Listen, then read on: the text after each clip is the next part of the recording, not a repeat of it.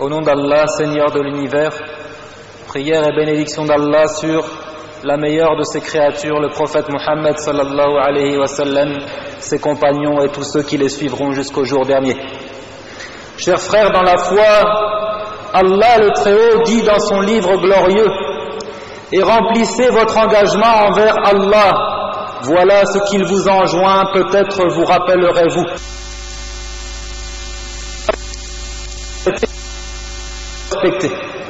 Et s'il fait une promesse, il doit la tenir. Et il fait partie de la foi de tenir sur sa parole.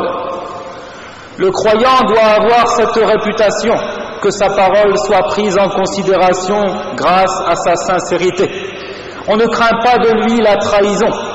Et les pactes attachés par les serviteurs d'Allah sont certes de degrés différents.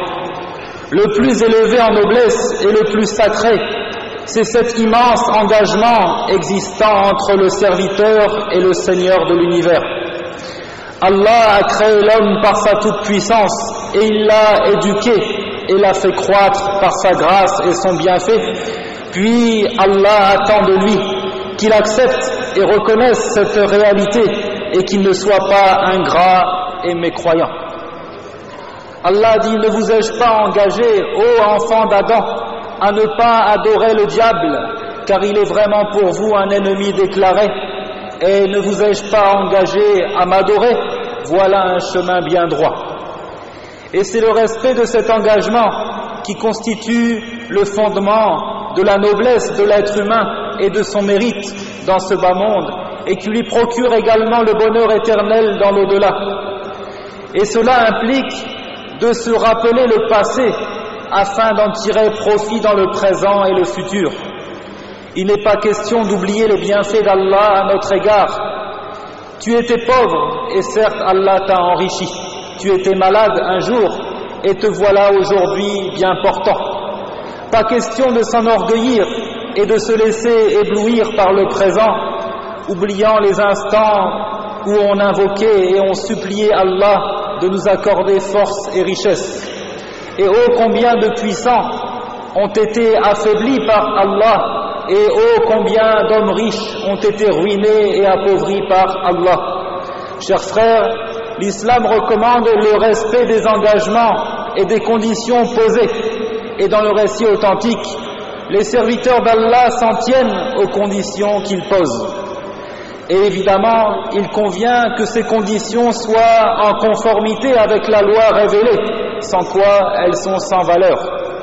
Et le Coran, à maintes reprises, exhorte au respect des engagements. Il dit: et remplissez votre engagement, car vous serez interrogés à propos de vos engagements. Il dit: soyez fidèles au pacte d'Allah après l'avoir contracté, et ne violez pas vos serments après les avoir solennellement prêtés et après avoir pris Allah comme garant de votre bonne foi. Vraiment, Allah sait ce que vous faites. Puis Allah a prouvé que la trahison fait disparaître la confiance et elle fait se répandre le chaos et le désordre.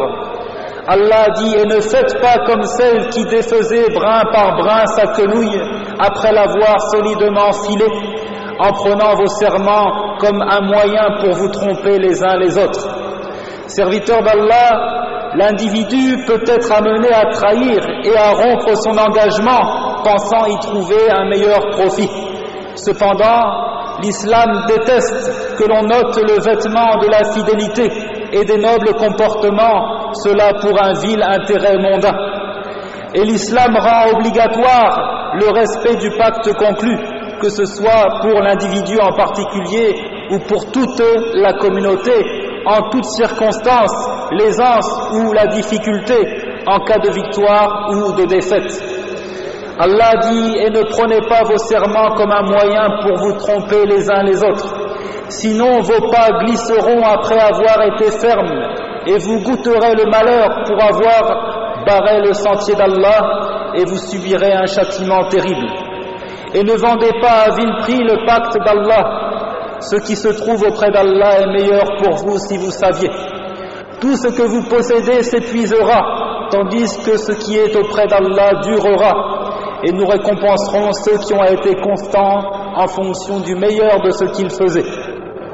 Chers frères dans la foi, l'islam a également mis l'accent sur le règlement des dettes.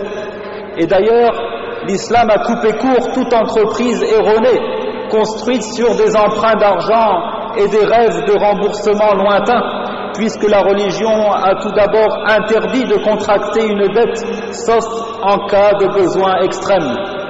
Les dettes et les crédits sont problématiques, et elles sont souvent cause de discorde entre les bons amis d'autrefois.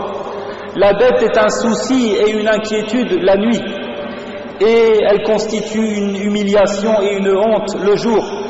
Le prophète sallallahu alayhi wa sallam cherchait protection auprès d'Allah contre les dettes, disant « Ô Allah, je cherche protection auprès de toi contre les péchés et contre les dettes. » Et la dette n'est d'ailleurs pas pardonnée par Allah, cela même si l'individu accomplit de grandes adorations.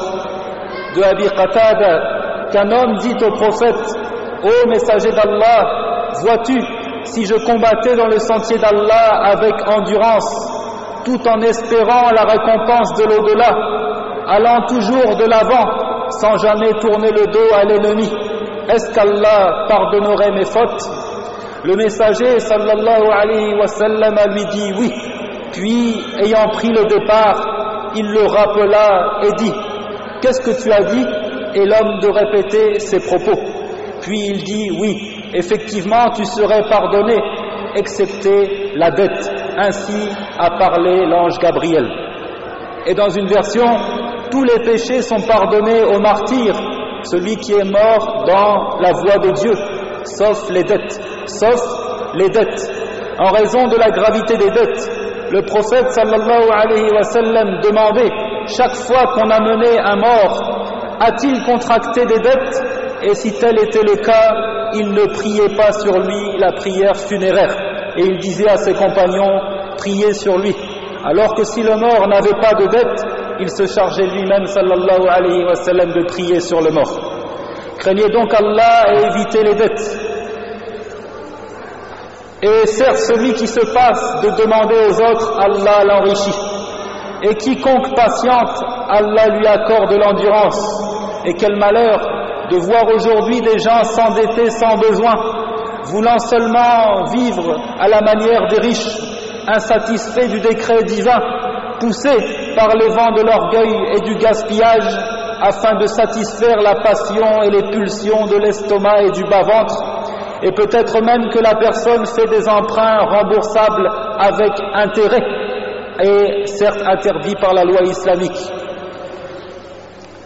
Voyant ainsi la bénédiction divine disparaître, et voyant ainsi se multiplier les problèmes et les malheurs dans une maison construite avec de l'argent illicite. Chers frères dans la foi, tout cela ne signifie pas que la dette est interdite, mais elle est autorisée seulement en cas de nécessité extrême. Et celui qui a contracté la dette doit avoir la ferme intention de s'en acquitter et de la rembourser. Le prophète sallallahu alayhi wa sallam disait « Celui qui prend l'argent des gens et qui veut rembourser, Allah le lui rendra. Et celui qui prend cet argent pour le gaspiller, Allah va le ruiner. » Et le croyant doit avoir pleinement confiance en Allah, et Allah lui suffit pour régler tous ses problèmes.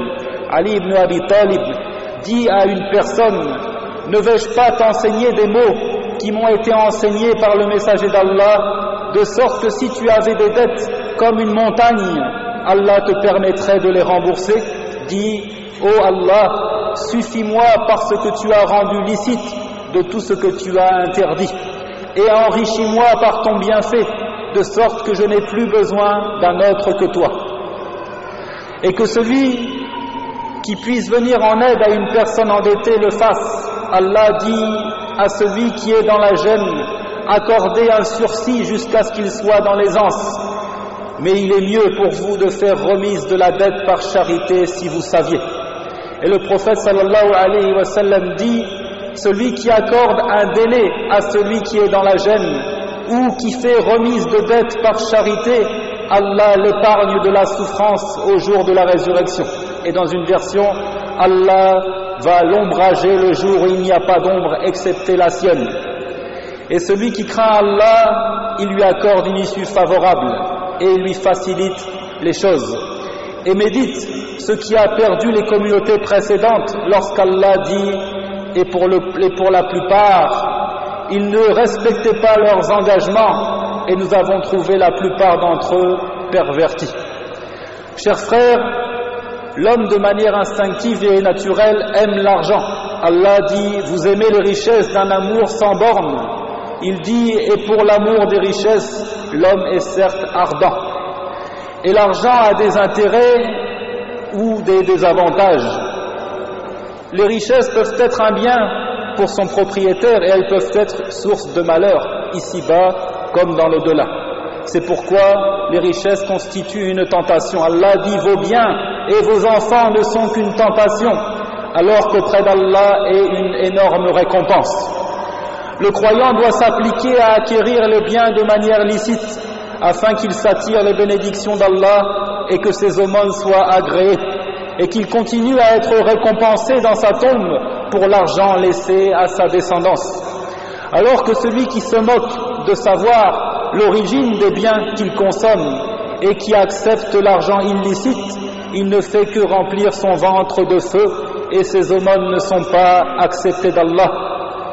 Sache que toutes les richesses sont dans les mains d'Allah et que c'est en s'attirant son agrément qu'il nous enrichit subhanahu wa ta'ala. Sois donc reconnaissant envers Allah et contente-toi des moyens licites pour gagner ta vie. Allah va faire descendre sur toi sa bénédiction et que l'amour du bas monde ne te pousse pas à mentir, à trahir, à tricher, à voler. Et médite l'histoire de Qarun lorsqu'Allah dit « Il sortit à son peuple dans tout son apparat ». Ceux qui aimaient la vie présente dirent « Si seulement nous avions comme ce qui a été donné à Qarun ». Il a été doté certes d'une immense fortune. Tandis que ceux auxquels le savoir a été donné dirent « Malheur à vous, la récompense d'Allah est meilleure pour celui qui croit et fait le bien. » Mais elle ne sera reçue que par ceux qui endurent. Nous fîmes donc que la terre l'engloutit, lui et sa maison. Aucun clan en dehors d'Allah ne fut là ce jour pour le secourir, et il ne put se secourir lui-même. Et ceux qui la veille souhaitaient être à sa place se mirent à dire « Ah, il est vrai qu'Allah augmente la part de qui il veut parmi ses serviteurs ou la restreint. Si Allah ne nous avait pas favorisés, il nous aurait certainement fait engloutir. Ah, il est vrai que ceux qui ne croient pas ne réussissent jamais. » Chers frères, toute la guidée est dans la suivi stricte du livre d'Allah et la tradition de son messager sallallahu alayhi wa sallam. Et nous nous apprêtons à essuyer une tempête d'innovation.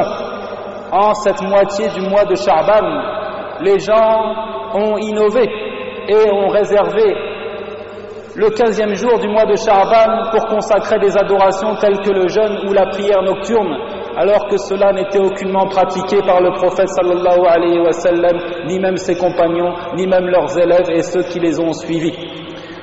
Ceux qui réservent une adoration particulière pour le 15e jour du mois de Sha'ban n'ont aucun argument, et le récit qui est rapporté en ce sens est jugé faible par les spécialistes de la tradition. Craignez Allah donc et contentez-vous d'appliquer la religion telle qu'elle a été enseignée par Muhammad sallallahu alayhi wa sallam, et qu'Allah nous accorde le succès. Wassalamu alaykum wa rahmatullahi wa barakatuh.